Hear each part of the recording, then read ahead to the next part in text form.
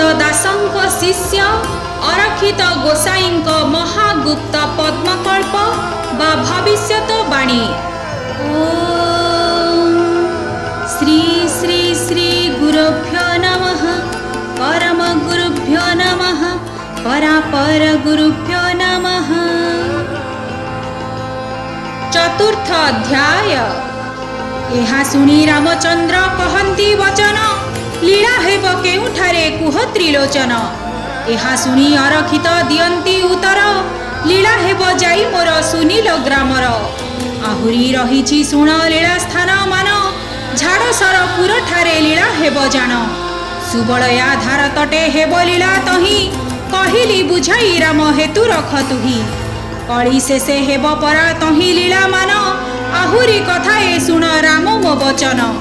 ବାଲିପଡ଼ା ମଉଜାରେ ହେବ ଲୀଳା ମାନ, ବାଲିପଡ଼ା ଗ୍ରାମ ମଧ୍ୟେ ଅଛି ଗୁପ୍ତ ସ୍ଥାନ। କଳିରେ ପ୍ରଘଟ ହେବ ଏହି ଅଟେ ସ୍ଥାନ, ବାଲ୍ମୀକି ଋଷି ଆଶ୍ରମ ସେହିଠି ପ୍ରମାଣ। ନାମ ବହି ଥିବ ପୂର୍ବୁ ବାଲିପଡ଼ା ଜାଣ, ଆହୁରି କଥା କହିବି ବୁଝାଇ ଯେ ଶୁଣ।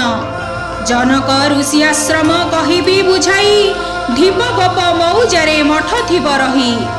ନୌକା ଟାଣୁ ଜାଗାରେ ମଠ ଯେ କରିଣ, ଯୋଗ ସାଧୁ ଥିବ ତହିଁ ଗୁପ୍ତରେ ରହିଣ।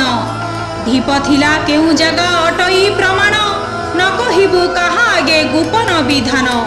ତରଙ୍ଗ ଗ୍ରାମରେ ଏ ଭିତିରି କଥା ଜାଣ, ସେହି ଢିପରେ ରାଜା ଯେ ଆଶ୍ରମ କରିଣ। ମଠ ନିର୍ମାଣ କରିଲେ ରହି କିଛି ଦିନ, ସେଥି ଯୋଗୁ ଜନଶୂନ୍ୟ ଥିବ ଏହି ସ୍ଥାନ। ଅଭିସମ୍ପାଦ ଯେ ମୁନିମାନେ ଦେଇଥିବେ, ଯେଠାରେ ରହିବୁ ତୁହି ଜନ ନ ପାଇବେ। ଏହା ଶୁଣି ରାମଚନ୍ଦ୍ର ପୁଛନ୍ତି ବଚନ, କାହିଁକି ଅଭିସମ୍ବାଦ ଶୁଣ ଦେଇ ମନ। ଜନକଙ୍କୁ ଅଭିଶାପ ଅଗସ୍ତି ଯେ ଦେଲେ, ଏହାର ଉତ୍ତର ଫେରି କହିବ ଯେ ଭଲେ। ଏହା ଶୁଣି ଅରକ୍ଷିତ କରନ୍ତି ଉତ୍ତର, ଏଗୁପତ କଥା ରାମ ଶୁଣନ୍ତୁ ମନର। ମନା ଅଛି ଗୁରୁଙ୍କର ମୋତେ ଆରେ ରାମ, କଳିରେ କହିବି ରାମ ଏ ଘଟଣା ମାନ।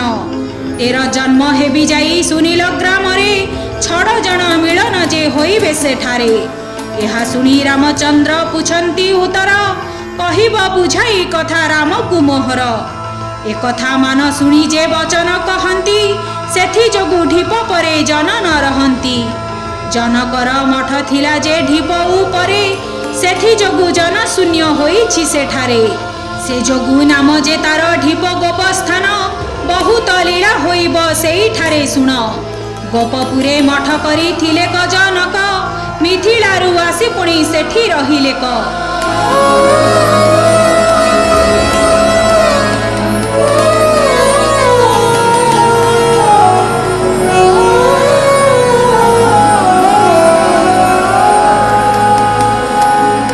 ଆହୁରି କଥା ଏକ କହିବା ହେ ପୁଣ, ବିକ୍ରମାଦିତ୍ୟଙ୍କ ଗଡ଼ ଥିଲା ସେଠା ବେଣ। ସ୍ନାହାନ କରନ୍ତି ରାଜା ପୁଷ୍କରିଣୀ ତୀରେ, ଦୀପି ଦାଣ୍ଡିରେ ବସିଣ ସ୍ନାହାନ ଯେ କଲେ। ସେ ସ୍ନାନ ଅଟଇ ବଡ଼ ଭୟଙ୍କର ଶୁଣ, କଳିରେ ଲାଗିବ ପୁଣି ବଡ଼ ମେଳା ଜାଣ। ଏହିଠାରେ ରାମ ମୁହିଁ ହୋଇବି ଜନମ, କହିବୁନି ଅଚ୍ୟୁତିକୁ ଶୁଣ ହେ ରାମ। ଏହା ଶୁଣି ଅରକ୍ଷିତ କହନ୍ତି ବଚନ, ଆଉ ଚାଲି ନ ପାରିବି ଆହେ ରାମ ଶୁଣ। ଏତିକିରେ ପଦ୍ମକଳ୍ପ ଶୁଣିଥାଅ ବାବୁ, ଆଉ ଚାଲି ନ ପାରିବି ତୀର୍ଥମାନ ସବୁ। ସତ୍ୟ ଯୁଗ କଥା ତୋତେ କହିବି ବୁଝାଇ, ଦ୍ୱାପର ଯୁଗ କଥା ମାନ ଦେଖାଇବି ମୁହିଁ। ତ୍ରେତୟା ଯୁଗର କଥା କହିଲି ଯେ ତୋତେ, ଆଉ ନ ପାରିବି କହି ବେଳ ନାହିଁ ମୋତେ। ଏହା ଶୁଣି ରାମଦାସେ ଚରଣେ ପଡ଼ିଲେ, ନ କହିଲେ କିଏ ପ୍ରଭୁ ଜାଣିବ ବା ଭଲେ। ମନ ବିଡ଼ିବାର ପାଇଁ କହୁନାହିଁ ମୋତେ, ଜାଣିପାରିଲି ମୁଁ ପ୍ରଭୁ ମାୟା କଲେ ଏଥେ। କଦାପି ଛାଡ଼ିବି ନାହିଁ କହୁଛି ଏ ଦାସ, ଡୋରରେ ବାନ୍ଧିବି ମୁହିଁ ଅଟେ ରାମ ଦାସ। ଭକ୍ତି ଥିଲେ କେବେ ହେଲେ ଯିବ ନାହିଁ ଆଉ, ମାଡ଼ ଗାଳି ଖାଇଣ ଯେ ଦେଖା ଦେବ ତହୁଁ।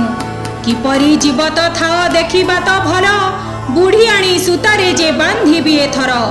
ବୁଢ଼ିଆଣୀ ସୂତା ଅଟେ ମୋର ପଞ୍ଚମନ, ଏକ କରି ବସି ଲଗାଇବି ମୁହିଁ ଧ୍ୟାନ। ଆହୁରି କଥା ଏ ଶୁଣ ତୁହି ମନ ଦେଇ, କହୁଛି ବୁଝାଇ ରାମ ମନେ ରଖ ତୁହି। 16 ମଠ 8 ତୁଠ ଏଠାରେ ଅଛଇ, ନ କହିବୁ କାହା ଆଗେ ମୋର ବାକ୍ୟ ଏହି।